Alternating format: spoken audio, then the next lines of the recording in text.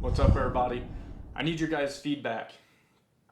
I need to know what type of videos people are wanting. So if you're watching this video or you've watched other videos of mine, let me know in the comments. Like the videos, subscribe, all that stuff helps out because I want to keep doing this and I enjoy it, but I need to know what people are wanting to see because I think I have a lot of knowledge for people, and whether you're big or small, you can enjoy this channel. And it's something that I just need to know what you guys want to see. Is it arrow builds? Is it bow tuning? Hunting season's not here, so that's not an option yet. But yeah, like these are for a guy that emailed me. They're 200 grain inserts, and they're gonna have a 300 grain broadhead on front. They're like 30% FOC, and they're I think 800 and some. I mean, they're hammers. Bear hunting over bait, 25 yards. So let me know. Hope you guys like the video, and definitely like and subscribe. Come on, man, let's grow. So this tree with the red is where we used to be set up and where we used to hunt this. We actually didn't get to hunt it last year. We had success in the other spots, so it just kind of wasted away. But how this relates to the food plot, which I'll do in a purple.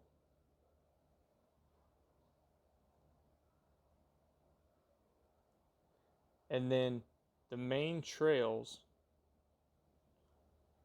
that come in and out of the food plot and through this area, they hook around this corner, they travel into here. They come from over here and hit that same path. And then also there's two more that come right from the food plot and then a little bit further. And they all run on this same trail heading down into our bedding area.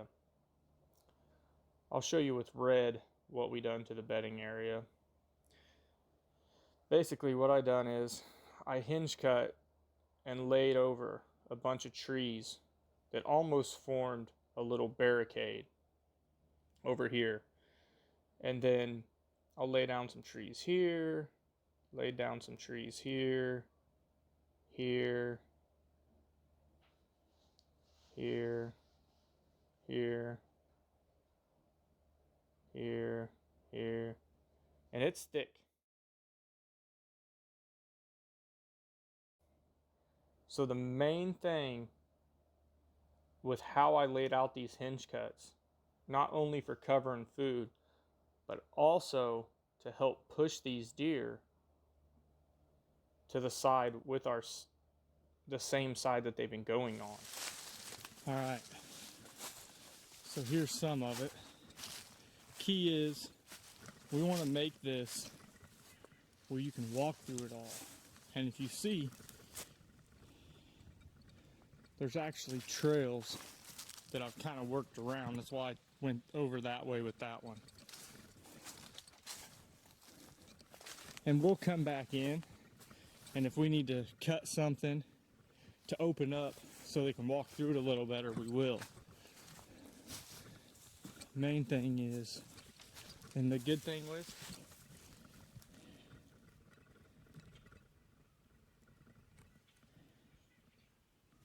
that's all good browse. They're gonna love it. Some of these are thorn trees, but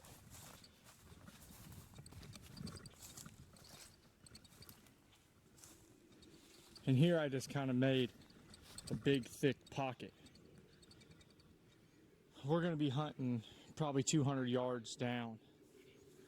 So, and the nice thing is, you can still walk through all this. Deer can walk through some crazy stuff anyway, but showing that I can get through it and not get snagged on a ton of stuff is really nice. No matter how they travel, they can turn right and head the other way. You always want them to have that option, but it's really thick, and I've done some high hinge cuts, which causes deer to have to duck under a ton of stuff and duck under a ton of stuff to walk 50 to 75 yards is not something that they want to do. It's one thing to duck under a branch getting to somewhere, but to try crawling through some stuff, they're just not going to want to do it. And where we're going to set up will be in white. We're going to set up right on this hillside. And we're actually going to set the stand about maybe a quarter of a way up the hill. So even on the mornings that we don't have a real strong wind or anything, our scent is blowing out into this cornfield. And your thermals are going to help pull your scent up. So that's also a plus. And it's set up for our predominant winds, which are southerly winds. And I'll use this yellow to kind of show the winds. So a south wind is going to push it out to the cornfield. A southeast wind is going to push it still out in the cornfield and a little back. And the thing is, there's nothing but open field back there. And then a southwest wind is going to want to push it out toward the front of the property, which is just a bunch of hay and barns. There's not a lot of, there's deer that travel it, but not so much during hunting hours. And in the morning, like I said, your thermals are pulling up. So you can hunt that southwest wind because it's actually going to pull your scent up and over the deer that are traveling this bottom. It's probably a 20-foot hill roundabout. So there's going to be no chance that, now if you hunt it in the evening on a southwest wind and a deer comes from that way, your thermals are actually going to pull your scent down into that bottom. So for evening, I would only want to hunt this with a nice steady wind that is southeast or south. And I'll get rid of some of this stuff so I'm not clogging up the whole screen. But the way we look at this bedding is this bedding could be anything. It could be does that bed in here. There's still going to be a lot of doe that want to bed up in these areas all around this food plot. The more mature does get to bed closer to the food, and then, the less dominant does are going to be pushed back. And then your bucks don't want to bed near all that drama. Your bucks want to be on the outskirts. So this could potentially be a buck bedding, and we're going to treat it like the biggest buck we've ever seen is bedding in there every day. We're not going to go into it. We're going to access around it. We're going to make sure that when we're coming into a different stand, we're not just blowing all of our scent into it.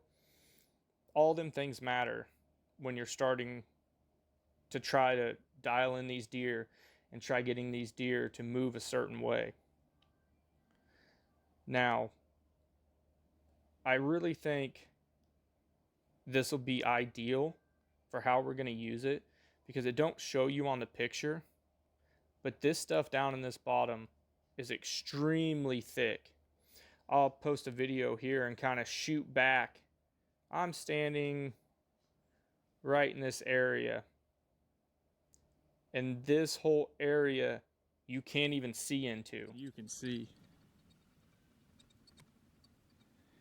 Technically, you can't see. It's thick. It's thick. So it should help keep them hidden and keep us hidden. And we can just sit on that outside trying to capitalize on bucks, either scent checking this bedding area for does, bucks coming or leaving this bedding area, or just be on the food pattern, waiting for these deer to leave the food plot or go to the food plot. So I think it's going to be something really special next year.